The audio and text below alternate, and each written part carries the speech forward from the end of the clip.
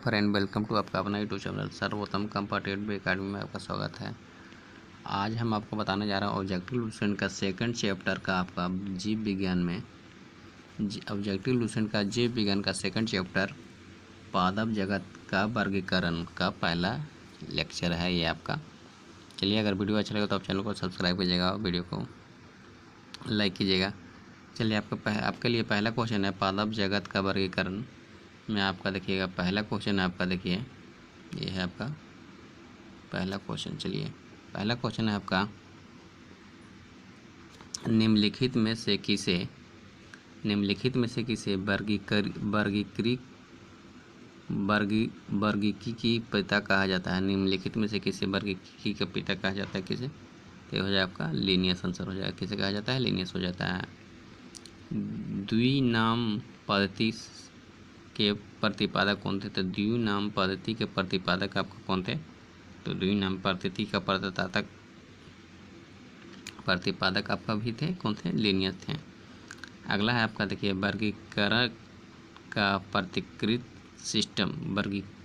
का प्राकृतिक सिस्टम किस वनस्पति विज्ञान के प्रस्तुत किया जाता है? किस वनस्पति विज्ञान के प्रस्तुत किया जाता है? तो इसमें आपका हो जाएगा, आपका क्या हो जाएगा? सी, स्वीडिन। किसका हो जाएगा? स्वीडिन। किस वनस्पति विज्ञान के प्रस्तुत किया जाता है? तो स्वीडिन हो जाएगा। अगला है आपका, पुष्पी पादपों को रखा गया है। देखिए, जो पुष्पी पादप है उसको क्या रखा जाता है? तो पुष्पी पादपों है उसको किस में रखा जाता है? किस वर्ग में रखा जाता है? तो फेनरोगस में। किसमें? फेनरोगोमस में रखा जाता है। अगला है आपका, पुष्पी हो गया। और एक अपुष्पी पादपों को किस में रखा जाता है? तो अपुष्पी पादपों को किस में रखा जाता है आपका? देखिए, अपुष्पी पादपों को रखा जाता है आपका किस में रखा जाता है? तो क्रिप्टोगैम्स। किस में? क्रिप्टोगैम्स में। अपुष्पी पादपों को क्रिप्टोगस में, अपुष्पी पादपों को इसमें रखा जाता है, फेनोगैम्स में।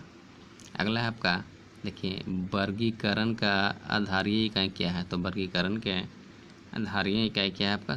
स्पेसिस। वर्गीकरण के आधारीय इकाई क्या है आपका? स्पेसिस के अनुसार वर्गीकरण किया जाता है। आधारीय इकाई स्पेसिस है। हाइड्रोफाइट होते हैं। देखिए, जो हाइड्रोफाइट होते हैं वो क्या होते हैं? देखें, अगला प्रश्न आपका, हाइड्रोफाइट क्या होते हैं? तो हाइड्रोफाइट होते हैं जो जलीय पौधा होता है। हाइड्रोफाइट मतलब क्या होता है? जलीय पौधा होता है। हाइड्रोजन मतलब जल और हाइड्रोफाइट मतलब जलीय पौधा। देखिए, अगला है आपका, द्विनाम पद्धति का अभिप्राय है पौधे के नामों को दो शब्दों में लिखना जो बताते हैं उसके क्या बताते हैं? बताइए, उसका क्या बताते हैं? अगला प्रश्न क्या बताते हैं उसका? वंश एवं जाति। देखिए, क्या क्या से पौधे के द्विनाम पद्धति का अभिप्राय मतलब पौधे के नामों को दो शब्दों में लिखना, मतलब उसका मतलब एक वंश और एक क्या हो जाएगा? जाति। क्या हो जाएगा? वंश और एक जाति हो जाता है। अगला प्रश्न है, जिन पौधे पर बीज बनते हैं किंतु पुष्प नहीं लगते हैं क्या कहलाते हैं? देखिए, मतलब जो एक पौधा है जिसमें बीज बनता है लेकिन पुष्प नहीं लगता है उसको आप क्या कहिएगा? तो उसको कहा जाता है अनावृति पौधे। क्या कहलाता है? कौन सा पौधा कहलाता है? तो अनावृति कहलाता है। अगला प्रश्न है आपका, जीवाणु की खोज किसने की है? देखिए, तो जीवाणु की खोज आपने किसने किया है? तो जीवाणु की खोज हो जाए किसके की है? तो लियोनहॉक ने किया है। ये आपका बीपीएससी 2014 का पूछा है, वेरी इंपॉर्टेंट है। तो जीवाणु की खोज किसने किया है? आपका लियोनहॉक ने किया है। अगला प्रश्न है आपका, जीवाणु से संबंधित निम्नलिखित कथनों में से कौन सा सही नहीं है? तो जीवाणु से संबंधित निम्नलिखित कथनों में से कौन सा सही नहीं है? सभी जीवाणु स्वपोषी हैं, ये आपका सही है। सभी जीवाणु विविध पोषी है, तो ये भी सही है। विविध पोषी है, ये भी सही है। आपका 11 का सी है। इसका ये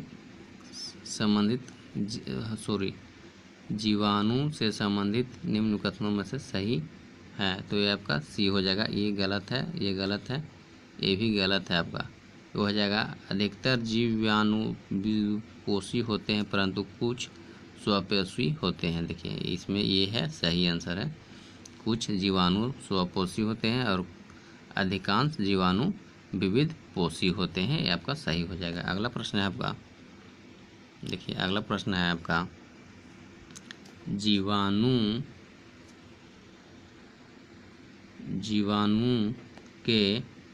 जीवाणुओं को पौधे माना गया है क्योंकि जीवाणु को पौधे माना गया है क्योंकि, इसका सही आंसर हो जाएगा क्योंकि ये आपका हो जाएगा, इनमें कठोर कोशिका भित्ति होती है। जीवाणु को पौधे माना गया है क्योंकि इसमें कठोर कोशिका भित्ति होते हैं। अगला प्रश्न है, जीवाणिक कोशिकाओं में नहीं होता है। जीवाणिक कोशिकाओं में नहीं होता है, आपका क्या नहीं होता है?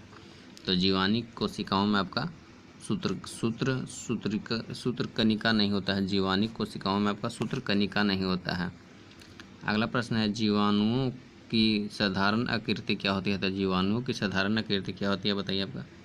तो जीवाणुओं की साधारण आकृति आपकी होती है, क्या होता है? छड़ रूपी। जीवाणुओं की साधारण आकृति होता है आपका छड़ रूपी। जीवाणु की साधारण आकृति होता है आपका छड़ रूपी।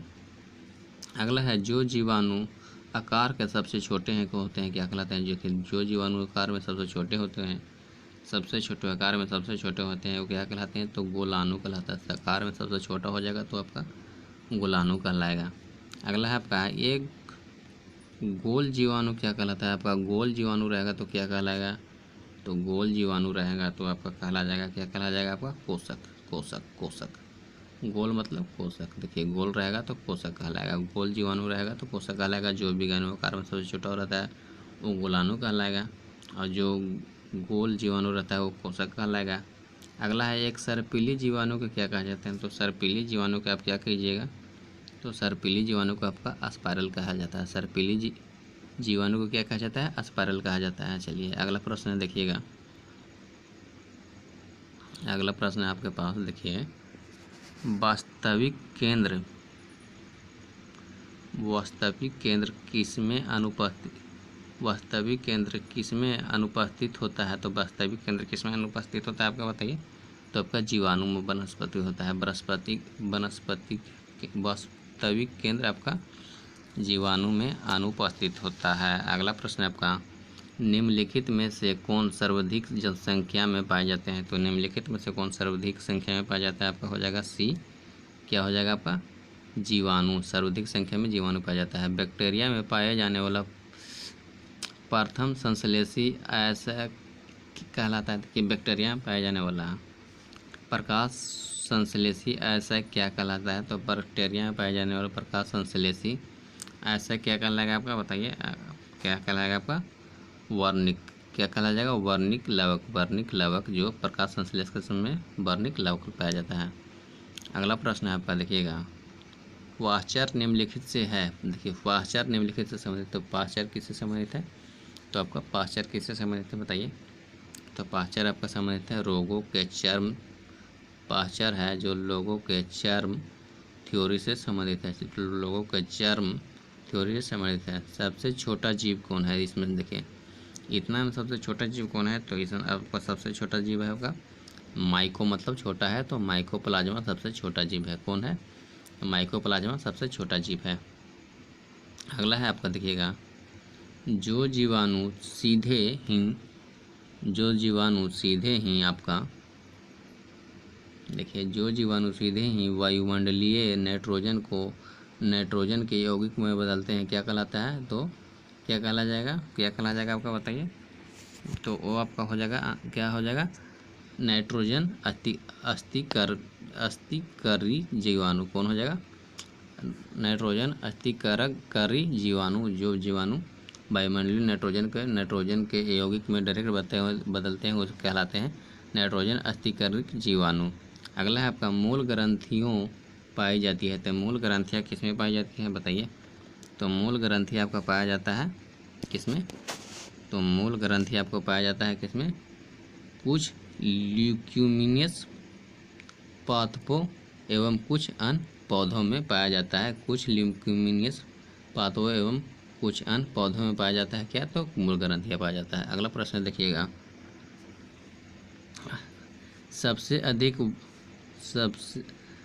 अधिक नमक वाले अचार में जीवाणु जीवित नहीं रह जाते हैं क्योंकि? तो इसका क्या हो जाएगा? अधिक नमक वाले अचार में जीवाणु जीवित नहीं रहते हैं क्योंकि ये जीव द्रव कुंचित हो जाते हैं और इस तरह ये मर जाते हैं। देखिए ये द्रव कुंचित होकर मर जाते हैं। क्यों? क्योंकि ये द्रव कुंचित होकर मर जाते हैं। अगला प्रश्न है आपका, मानव की आंत में पाया जाता है। तो मानव की आंत में क्या पाया जाता है? तो मानव की आंत में पाया जाता है आपका, देखिए ये पाया जाता है क्या? एसररिसिया कोलाई। एसररिसिया कोलाई। एसररिसिया कोलाई क्या पाया जाता है? मानव की आंत में एसररिसिया कोलाई पाया जाता है। अगला प्रश्न है आपका, टीबी तो जानवर करते हैं। तो टीबी है जो रोग है, जो उसको बोला जाता है हिंदी में तपेदिक, उत्पन्न करने वाला जीवाणु का नाम क्या है? तो देखिए टीबी रोग जो होता है उसमें उत्पन्न करने वाला जीवाणु का नाम क्या हो जाता है? माइकोबैक्टीरियम। क्या हो जाता है? माइकोबैक्टीरियम आप याद कीजिएगा, माइकोबैक्टीरियम कहा जाता है। भोजन की विषाक्तता उत्पन्न होती है। देखिए भोजन की विषाक्तता उत्पन्न होती है तो कैसे होती है? तो उसमें वो हो जाएगा आपका, ये हो जाएगा क्लोस्ट्रीडियम बोलेटिनियम द्वारा। किससे होता है? क्लोस्ट्रीडियम बोलेटिनियम द्वारा आपको भोजन विषाक्तता उत्पन्न होती है। एंटीबायोटिक अधिकांश, देखिए एंटीबायोटिक अधिकांश प्राप्त होती है। तो एंटीबायोटिक अधिकांश प्राप्त होती है आपका किससे? तो जीवाणु से प्राप्त होती है। किससे होता है? जीवाणु से प्राप्त होता है। अगला प्रश्न है, देखिएगा अगला प्रश्न है आपका, देखिए यदि एक जीव विज्ञान कोशिका प्रति 20 मिनट में विभाजित होती है तो 2 घंटे में कितना होगा? देखिए ये आप मैथ का क्वेश्चन है। एक जीव विज्ञान प्रति 20 मिनट में विभाजित होती है तो 2 घंटे में हो जाएगा आपका, जोड़िए 3 दूना के 6 हो जाए 6 क्या हो जाएगा? इसका आंसर हो जाएगा, देखिए 6 2 कितना हो जाएगा? 30 आपका हो जाएगा 64। देखिए 64 प्रति मिनट। देखिए प्रति मिनट में एक जीव विज्ञान प्रति 20 मिनट में विभाजित होती है। 20 मिनट में विभाजित होता है तो आपका 2 घंटा में हो जाएगा 64। क्या हो जाएगा इसका? 64 आंसर हो जाएगा। देखिए इसका सही आंसर हो जाएगा आपका 64 हो जाएगा। नाइट्रोजन यौगिकरण में निम्नलिखित में से कौन सी फसल की सहायक है? देखिए नाइट्रोजन यौगिकरण में कौन सी फसल निम्नलिखित में सहायक है? तो आपका सही आंसर हो जाएगा इसका, क्या हो जाएगा? फली। नाइट्रोजन अस्थिकरण के निम्नलिखित में सही सहायक फसल है फली। अगला है प्रश्न आपका, नाइट्रोजन अस्थिकरण में हीमोग्लोबिन का क्या कार्य है? तो अगला प्रश्न आपका, नाइट्रोजन अस्थिकरण में हम हीमोग्लोबिन का क्या काम है? तो आपका हीमोग्लोबिन का काम है आपका ऑक्सीजन का अवशोषण करना। क्या होता है? ऑक्सीजन का अवशोषण करना होता है। क्या काम है? ऑक्सीजन का अवशोषण करना काम है। चलिए अगला प्रश्न है आपका, चाय की उत्पत्ति के क्यूरिंग में किसका उपयोग किया जाता है? तो चाय की पत्तियों की क्यूरिंग में किसका प्रयोग किया जाता है? तो जीवाणु का प्रयोग किया जाता है। किसका प्रयोग किया जाता है? आपका जीवाणु का प्रयोग किया जाता है। ये आपका बीपीएससी 2018 में पूछा गया है। देखिए ये आपका इम्पोर्टेंट है, सब इम्पोर्टेंट है। चाय की पत्तियों की क्यूरिंग में किया जाता है आपका जीवाणु का प्रयोग किया जाता है। चलिए अगला प्रश्न है आपका, देखिए अगला प्रश्न है आपका, देखिए मृदा में धान की पैदावार बढ़ाने वाले जीवी जीवाणु कौन सा है? देखिए मृदा में धान के पौधा, देखिए जो आपका मृदा है उसमें धान के पैदावार बढ़ाने के लिए क्या मिलाया जाता है? ये आपका सिंपल सी क्वेश्चन है, बताइए। तो इसमें आपका मिलाया जाता है राइबोजोबियम। क्या मिलाया जाता है? तो राइबोजोबियम उसमें मिलाया, राइबोजोबियम नहीं होगा उसमें आपका होगा, ये हो जाएगा, देखिए ये होगा, क्या होगा? एनाबीना आपका मिलाया जाता है। देखिए मृदा में धान की पैदावार बढ़ाने वाले मुक्त जीव होते हैं एनाबीनम होता है। क्या होता है? एनाबीनम होता है। चलिए अगला प्रश्न है आपका, प्रतिस्तन खाद्य परिशिक्षण में मदद करता है। प्रतिस्तन खाद्य परिशिक्षण में मदद करता है, आपका हो जाएगा आंसर सही हो जाएगा इसका, जैव रासायनिक अभिक्रिया की दर को कम कर देता है। ये प्रतिस्तन खाद्य परिशिक्षण जैव रासायनिक अभिक्रिया को दर की कम कर देता है। अगला प्रश्न है वह, दही जमने में निम्नलिखित में से किस जीव, दही जो जमता है आपका उसमें किस सूक्ष्म जीव का प्रयोग किया जाता है? तो जहर जमने में सूक्ष्म जीव का प्रयोग किया जाता है आपका लैक्टोबैलिसिस। किसको? लैक्टोबैलिसिस के। निम्नलिखित में से किसके द्वारा दूध खट्टा होता है? अगला प्रश्न है आपका, निम्नलिखित में से किसके द्वारा दूध खट्टा होता है? तो बैक्टीरिया के द्वारा। दूध खट्टा आपका होता है बैक्टीरिया के द्वारा होता है। दूध से दही के रूप जमने के कारण होता है, तो क्या हो जाएगा? इसका आपका आंसर हो जाएगा, दूध से दही जमने के कारण होता है लैक्टोबैलिसिस, जीवाणु के सूक्ष्म जीव के कारण होता है। अगला प्रश्न है, देखिए अब, निम्नलिखित में कौन सा सहजीवी नाइट्रोजन यौगिकीकरण जीवाणु है? देखिए निम्नलिखित में कौन सा सहजीवी नाइट्रोजन यौगिकीकरण सजीवी है? तो आपका इसका सही आंसर हो जाएगा, क्या हो जाएगा इसका सही आंसर? आप देखिए क्या हो जाएगा आपका, राइबोजोबियम हो जाएगा। क्या हो जाएगा? राइबोजोबियम हो जाएगा। चलिए अगला प्रश्न है आपका, सर्वप्रथम विषाणु वायरस की खोज किसने की थी? तो सर्वप्रथम वायरस की खोज किसने की थी? आपका किसने की थी? इवानोवस्की। वायरस की खोज किसने की थी? इवानोवस्की। सर्वप्रथम वायरस की खोज इवानोवस्की ने किया था। अगला प्रश्न है आपका, विषाणु माने जाते हैं। विषाणु क्या माने जाते हैं? तो विषाणु आप माने जाते हैं, क्या माने जाते हैं विषाणु आपका? सहजीवी एवं, देखिए विषाणु माने जाते हैं सहजीवी और निर्जीव के बीच की एक ट्रांजिशन ग्रुप। देखिए विषाणु माने जाते हैं आपका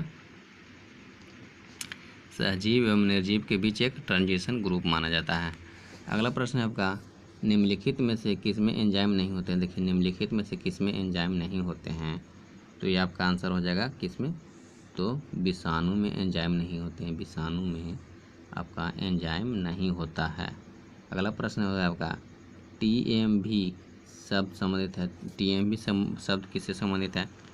TMV संबंध आपका विषाणु से संबंधित है। किससे संबंधित है? TMV शब्द आपका विषाणु से संबंधित है। अगला प्रश्न है आपका, हाइड्रोफोबिया रोग उत्पन्न होता है। देखिए हाइड्रोफोबिया रोग एक रोग है जो किससे उत्पन्न होता है? तो हाइड्रोफोबिया रोग आपका उत्पन्न होता है विषाणु से, वायरस से हाइड्रोफोबिया रोग उत्पन्न होता है। किससे होता है? देखिए तो वायरस से हाइड्रोफोबिया रोग विकसित होता है, उत्पन्न होता है। अगला प्रश्न है, कुत्ते के काटने से जिस विषाणु के द्वारा घात रोग उत्पन्न होता है वह क्या कहलाता है?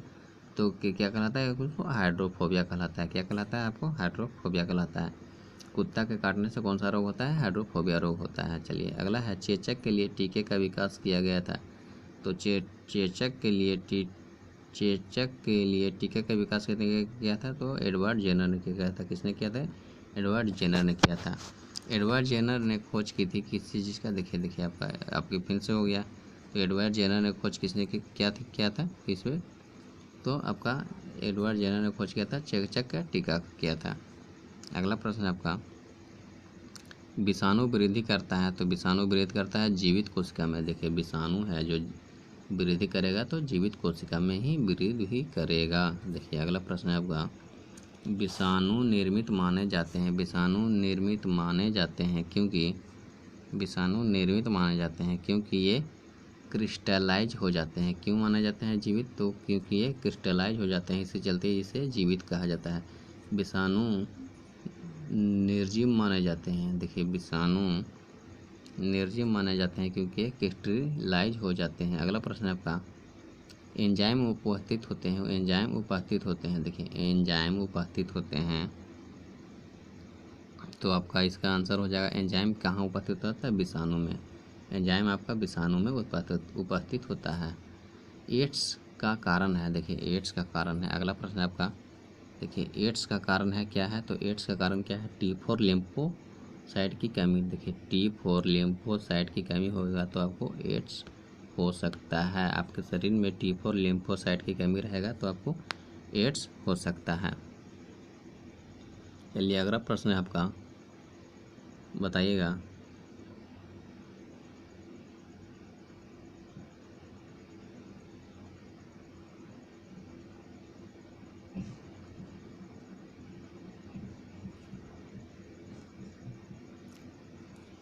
HIV रोग द्वारा होने वाला रोग होता है। देखिए HIV द्वारा होने वाला रोग क्या है? तो आपका HIV द्वारा होने वाला रोग हो जाएगा आपका, क्या हो जाएगा? एड्स क्या हो जाएगा, एड्स हो जाएगा। HIV के द्वारा होने वाला रोग हो जाता है आपका एड्स हो जाता है। एड्स जिस वायरस के कारण होता है उसे उसका आनुवंशिकी इकाई क्या है, तो कि एड्स जिस वायरस के कारण होता है उसका आनुवंशिकी क्या इकाई क्या है, एक स्टैंडर्ड RNA क्या होता है, एक स्टैंडर्ड RNA। देखिए ए हो जाएगा आपका, ए आंसर हो जाएगा, आंसर हो जाएगा ए हो जाएगा। एड्स कारण क्या है, एड्स का कारण है तो आपका देखिए एड्स का कारण क्या है, तो वायरस के कारण फैलता है। एड्स आपका वायरस के कारण होता है, वायरस हो जाएगा इसका सही आंसर। अगला प्रश्न है आपका इबोला क्या है, तो इबोला एक आपका वायरस है। देखिए इबोला एक आपका क्या है, तो इबोला एक आपका वायरस है, इबोला एक आपका वायरस है। एड्स फैलता है, देखिए एड्स फैलता है, एड्स कैसे फैलता है, 56 का आंसर हो जाए आपका सी, शारीरिक संपर्क से। अगर कोई व्यक्ति शारीरिक संपर्क से एड्स फैल रहा है मतलब यौन सेक्सुअल हरासमेंट इसे बोला जाता है, मतलब सेक्स करने से यौन फैलता है। चलिए अगला प्रश्न है आपका विषाणु में क्या होता है, तो विषाणु में क्या होता है, देखिए विषाणु में क्या होता है आपका है आंसर, विषाणु में क्या हो जाता है, तो आपका विषाणु में होता है क्या हो जाएगा, ल्यूकेनिक एसिड और प्रोटीन। देखिए विषाणु में क्या होता है, ल्यूकेनिक एसिड और प्रोटीन होता है। क्या होता है विषाणु में होता है ल्यूकेनिक एसिड और प्रोटीन होता है। चलिए अगला प्रश्न है आपका सारस क्या है, देखिए सारस ये है आपका, सारस क्या है आपका SARS, सारस क्या है आपका, तो सारस क्या है आपका बताइए। सारस आपका हो जाएगा जीवित विषाणु जनित रोग। देखिए सारस है जीवाणु विषाणु जनित रोग को सारस कहा जाता है। खसरा निम्नलिखित संक्रमण के कारण होता है। देखिए खसरा कैसे हो जाता है आपका, देखिए खसरा आपका विषाणु के कारण होता है, खसरा होता है विषाणु के कारण होता है। निम्नलिखित में से कौन सा रोग विषाणु के कारण से होता है, देखिए अभी निम्नलिखित में से कौन सा रोग विषाणु के कारण होता है, तो बताइए आपका कौन सा रोग विषाणु के कारण होता है, चेचक होता है। क्या होता है, चेचक होता है, विषाणु के कारण होता है।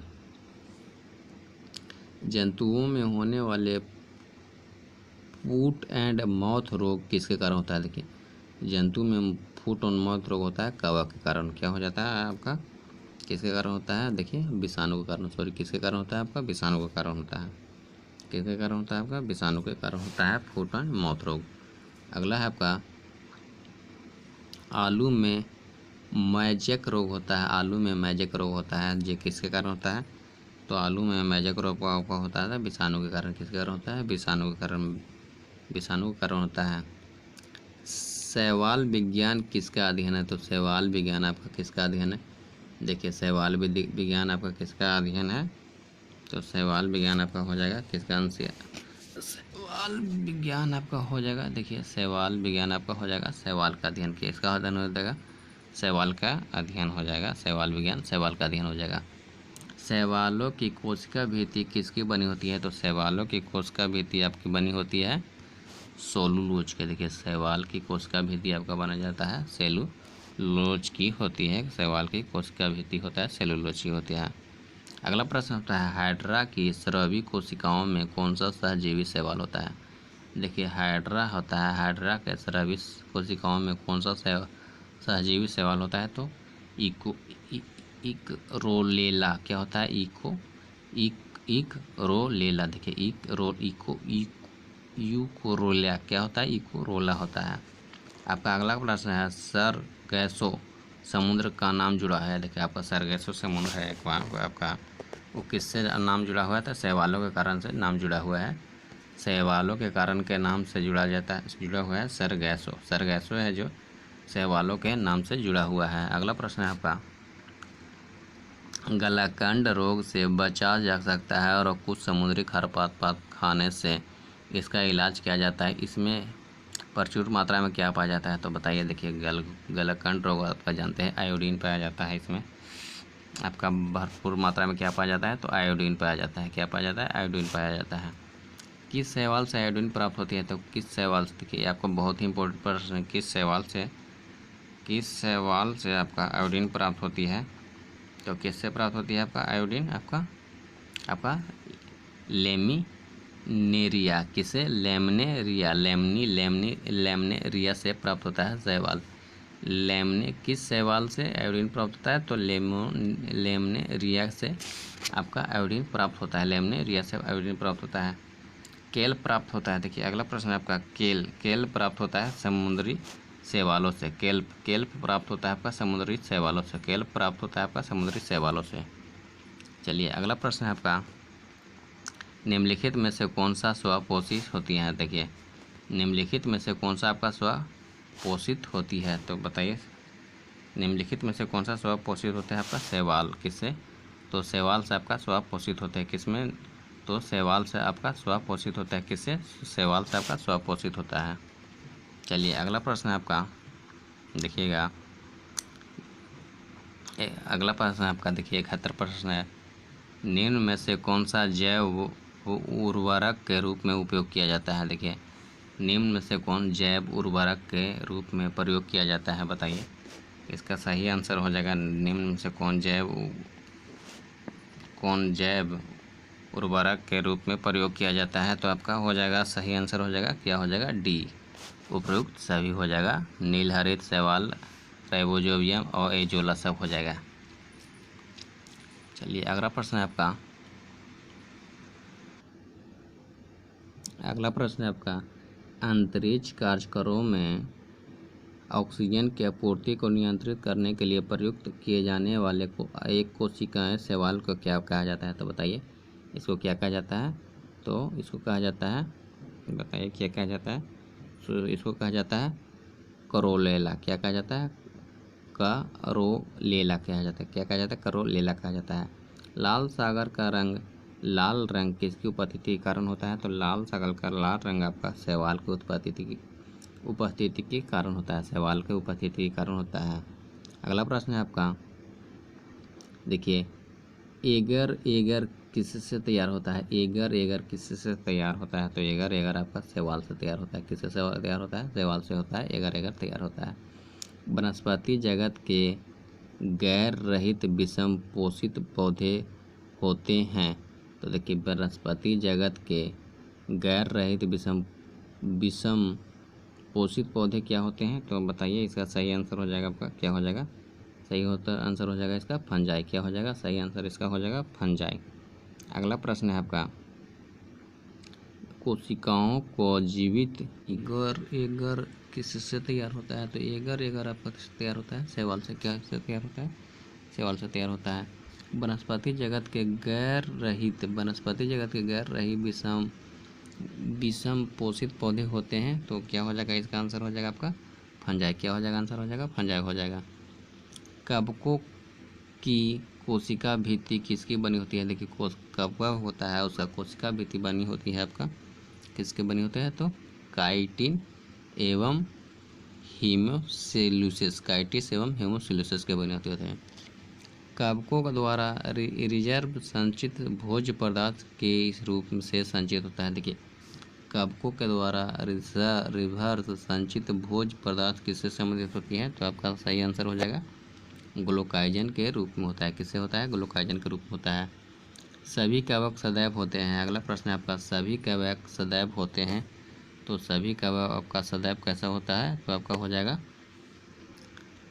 विविध पोषी। सभी कवक सदैव होते हैं, आपका आंसर हो जाएगा विविध पोषी हो जाएगा। अगला है आपको माइकोराइजा सहजीवी संबंधित है। माइकोराइजा सहजीवी संबंधित है। तो आपका कवकों तथा उच्च पौधों की जड़ों से संबंधित है। कवकों तथा उच्च पौधों की जड़ों से संबंधित है माइकोराइजा। देखिए अगला प्रश्न है आपका, वृक्षों की साल पर उगने वाले कवक क्या कहलाते हैं? तो वृक्षों के साल पर उगने वाले कवक आपका क्या कहलाते हैं? तो कार्डियोलॉजी। वृक्षों के साल पर उगने वाले कवक आपका क्या कहलाते हैं? कार्डियोलॉजी कहलाता है। गोबर पर उगने वाले कवक क्या कहलाता है? देखिए आपका इंपॉर्टेंट है, गोबर पर उगने वाला क्या कहता है, क्या कहलाता है? तो गोबर पर उगने वाला आपको क्या कहलाता है? क्रोपोफिलिक्स। गोबर पर उगने वाला आपको कहलाता है कोप्रोफिलिक्स। कोप्रोफिलिक्स कहलाता है। इनमें से किस में क्लोरोफिल नहीं पाया जाता है? अगला प्रश्न है आपका, इसमें से किस में क्लोरोफिल नहीं पाया जाता है? तो इसमें से किस में क्लोरोफिल नहीं पाया जाता है आपका? तो इसका सही आंसर हो जाएगा कवक में क्लोरोफिल नहीं पाया जाता। कवक में क्लोरोफिल नहीं पाया जाता है। आलू का लेट ब्लाइट, देखिए आलू है तो आलू का लेट ब्लाइट उत्पन्न होता है। आलू का लेट ब्राइट उत्पन्न होता है। आपका आलू का लेट ब्राइट किससे उत्पन्न होता है? तो आलू का लेट ब्राइट आपका होता है फाइटोस्पोरिया इन्फोस्टेंसन द्वारा। किससे होता है? ये आपका आंसर हो जाएगा, सही हो जाएगा ठीक, फाइटोपथोरिया इन्फोस्टेंस के द्वारा होता है। डबल रोटी के निर्माण में काम आने वाला कवक कौन है? देखिए आपका डबल रोटी के निर्माण में काम आने वाला कवक हो जाए आपका हो जाएगा तो इसका सही आंसर हो जाएगा सी, सैकरोमाइजिस सेरेविसी। क्या हो जाएगा? सैकरोमाइजिस सेरेविसी हो जाएगा सही आंसर।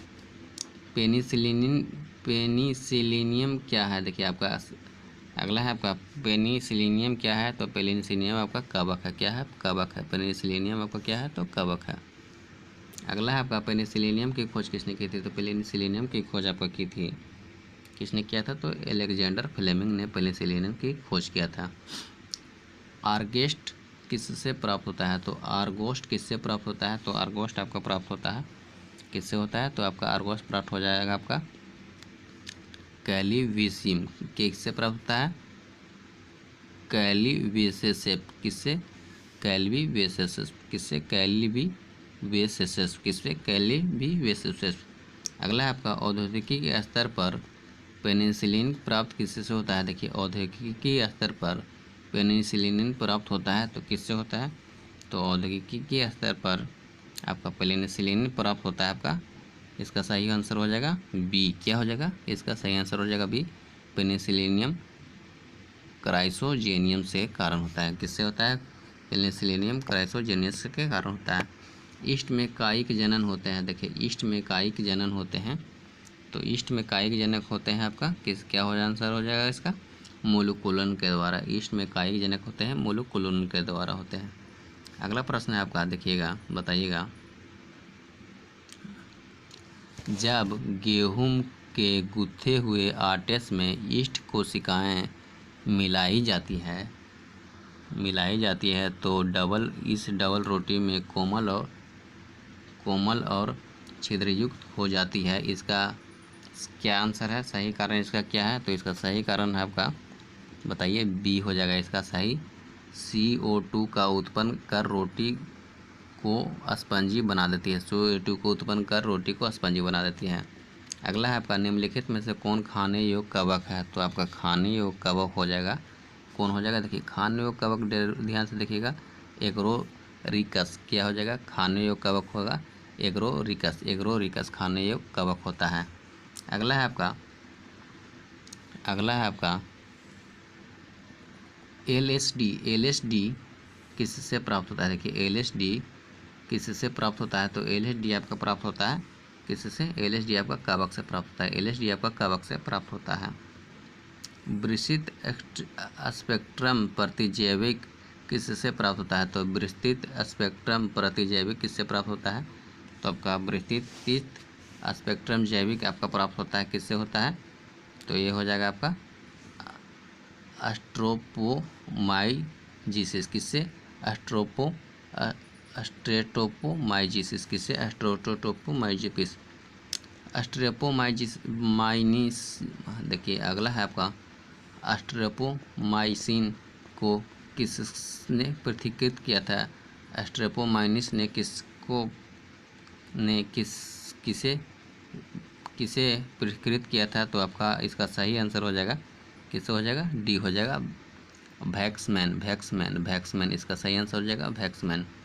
अगला है आपका, टिक्का रोग होता है तो टिक्का रोग किस में होता है? तो मूंगफली में। टिक्का रोग आपका हो जाएगा किस में? तो मूंगफली में होता है आपका टिक्का रोग होता है, मूंगफली में टिक्का रोग होता है।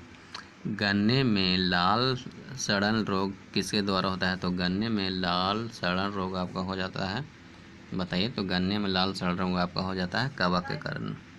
किस में होता है? कवक के कारण होता है। समान खाद छत्रक क्या होते हैं? तक समान खाद छत्रक होते हैं आपका कस कर गटघस भरे कवक जाल। क्या होता है? ये आपका सी आंसर हो जाएगा। मशरूम क्या है? तो मशरूम आपका है कवक। क्या है? मशरूम आपका कवक है, जिसके आप सब्जी बनाते हैं वो मशरूम आपका कवक है। अगला है आपका प्रथम विषयुक्त प्रतिजैविक कौन सा था? तो प्रथम विषयुक्त प्रतिजैविक आपका कौन था? तो पेनिसिलिन। कौन था? पेनिसिलिन होता था। देखिए प्रथम विषयुक्त प्रतिजैविक कौन था? तो पेनिसिलिन था। अगला प्रश्न है आपका एथिल फूड नामक बीमारी किससे उत्पन्न होता है? देखिए एथिल फूड बीमारी आपका उत्पन्न होता है किससे? तो कवक से होता है। एथिल फूड बीमारी आपका होता है उत्पन्न कवक से होता है। निम्नलिखित में से कौन सा एक कवक एवं उच्च पादप की जड़ों के बीच की उपयोगी कार्यक्रम संबंधित होता है? तो बताइए। इसका आंसर हो जाएगा आपका क्या हो जाएगा? सही आंसर हो जाएगा डी। क्या हो जाएगा? माइको। देखिए इसका 99 को हो जाएगा माइकोराइजा। कौन होगा? माइकोराइजा, जो एक कवक एवं उच्च पादप की जड़ों के बीच के उपयोगी कार्यक्रम से संबंधित होता है, तो माइकोराइजा हो जाएगा। एफिला बीज बनता है। एफला बीज। एफला बीज देखिए अगला प्रश्न आपका एफला बीज बनता है तो कवक से बनता है। एफला बीज बनता है आपका कवक से बनता है। देखिए अगला है आपका एस्पिरिजल्स का उपयोग किसके बने होते हैं? एस्पिरिजल का उपयोग किसके बने होते हैं? तो एस्पिरिजल का उपयोग आपका बने होते हैं किससे? तो आपका बने होते हैं पनीर के। क्या हो जाएगा? इसका हो जाएगा आंसर आपका पनीर को एस्पिरिजल। देखिए पनीर है, पनीर का बना होता है एस्पिरिजल बना होता है। अगला है आपका लाइकेन में जो एक नग्न चट्टान पर भी पारिस्थितिकी अनुक्रम को प्रारंभ करने में सच है, वास्तव में ये किसकी सहजीवी सहचर्य है? तो बताइए क्या हो जाएगा इसका आंसर? इसका आंसर हो जाएगा आपका क्या हो जाएगा? बी। क्या हो जाएगा? इसका आंसर हो जाएगा बी, शैवाल और कवक। शैवाल और कवक हो जाएगा। अगला प्रश्न है आपका निम्नलिखित में से क्या SO2 प्रदूषक का सर्वोत्तम सूचकांक है? क्या हो जाएगा इसका आंसर? लाइकेन होता है। लाइकेन होता है। क्या होता है इसका आंसर? लाइकेन हो जाएगा। SO2 प्रदूषक सर्वोत्तम सूचकांक हो जाएगा लाइकेन। लिटमस किसमें से निकलता है? लिटमस किसमें से निकलता है? लिटमस किसमें से निकलता है? तो आपका सही आंसर हो जाएगा लाइकेन। लिटमस आपका लाइकेन से निकलता है। अगला प्रश्न है आपका लाइकेन में कवक और शैवाल के मध्य सहजीवी संबंध कहलाता है। तो देखिए लाइकेन में कवक एवं शैवाल के मध्य सहजीवी संबंध क्या कहलाता है? आपका हो जाएगा सही आंसर हो जाएगा हेलोटिज्म। क्या कहलाएगा? हेलोटिज्म कहलाएगा। क्या कहलाएगा? हेलोटिज्म कहलाएगा। चलिए अगला प्रश्न है आपका अगर वीडियो अच्छा लगा तो आप चैनल को जरूर से जरूर सब्सक्राइब कीजिएगा। अब वीडियो को लाइक कीजिएगा ताकि आपको अगला नोटिफिकेशन मिल सके। पेड़ों की छालों पर उगने वाले लाइकेन को क्या कहा जाता है? देखिए ये आपको बताया गया था पहले। पेड़ों के छालों पर उगने वाले लाइकेन के क्या कहा जाता है? तो आपका कार्टिलोज कहा जाता है। क्या कहा जाता है? कार्टिलोज कहा जाता है। चट्टान स्तरों पर लाइकेन विकास को क्या कहा जाता है? तो चट्टानों के स्तर पर लाइकेन विकास को कहा जाता है आपका क्या हो जाएगा? चट्टानों का स्तर पर लाइकेन विकास को क्या हो जाएगा? सेक्सिकोलस कहा जाता है। क्या कहा जाएगा? सेक्सिकोलस कहा जाता है। क्या? सेक्सिकोलस कहा जाता है। जापान में लोग किस लाइकेन को सब्जी के रूप में खाते हैं? जापान में आपका लोग हैं जो आपको इंडोकार्पन लाइकोन को सब्जी के रूप में खाया जाता है। अगला है आपका मिर्गी की औषधि किस लाइकेन से प्राप्त होती है? तो मिर्गी की औषधि आपका क्या? तो परमेलिया। क्या होता है? परमेलिया। मिर्गी की औषधि आपका परमेलिया लाइकेन से प्राप्त होता है। वनस्पति जगत में निम्नलिखित में से किसको स्थलचर उभयचर भी कहते हैं? देखिए क्या हो जाएगा इसका आंसर आपका? वो हो जाएगा सी। क्या होता है? ब्रायोफाइट। क्या हो जाएगा आपका? ब्रायोफाइट हो जाएगा। जड़ के स्थान पर मूलाभास पाया जाता है। तो जड़ के स्थान पर आपका मूलाभास क्या पाया जाता है? ब्रायोफाइट। क्या हो जाता है? ब्रायोफाइट हो जाएगा इसका सही आंसर। अगला है आपका ब्रायोफाइट में सम्मिलित होता है।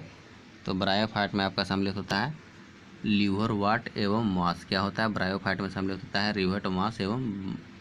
रिवर्टवॉट एवं मांस होता है।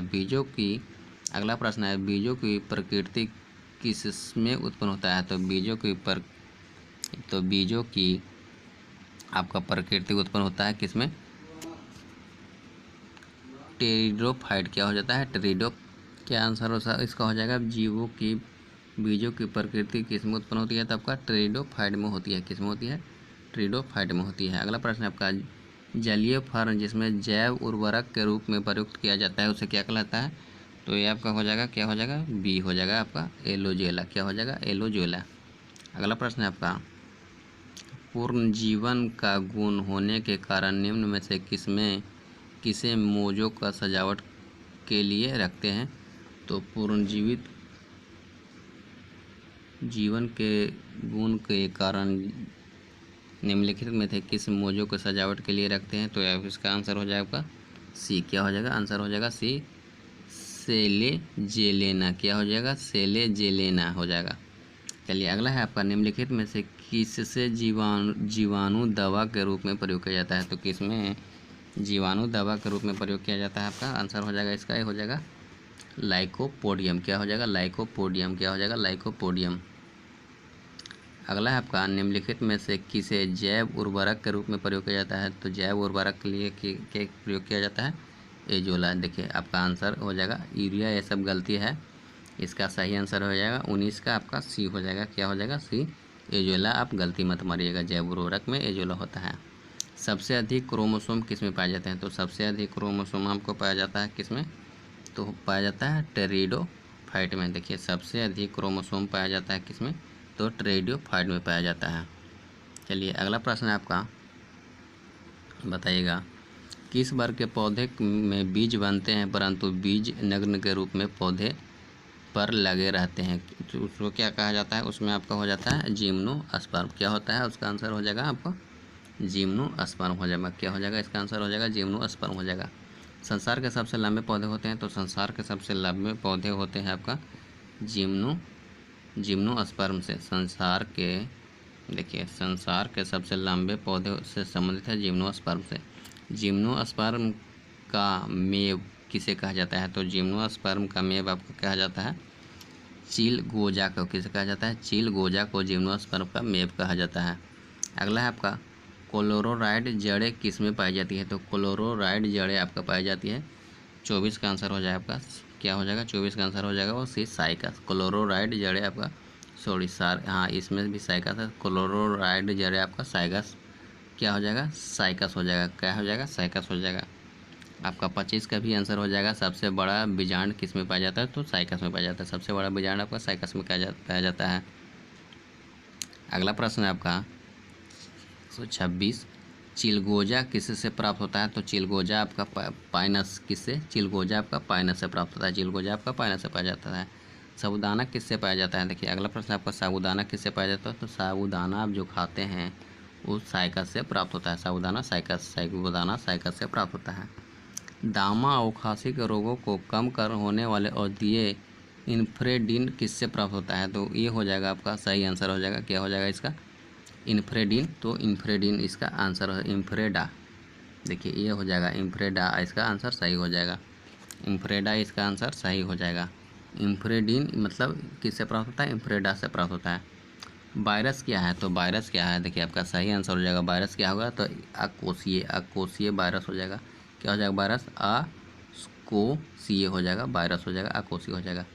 तेल प्रदूषण को नियंत्रण में प्रयुक्त होने वाला सुपर बग क्या कहलाता है, देखिए तेल प्रदूषण में नियंत्रित होने वाला सुपर बग क्या कहलाता है, आपका जीवाणु विकृति। क्या होता है, जीवाणु विकृति होता है। क्या होता है आपका, जीवाणु विकृति होता है। क्या होता है आपका, जीवाणु विकृति होता है।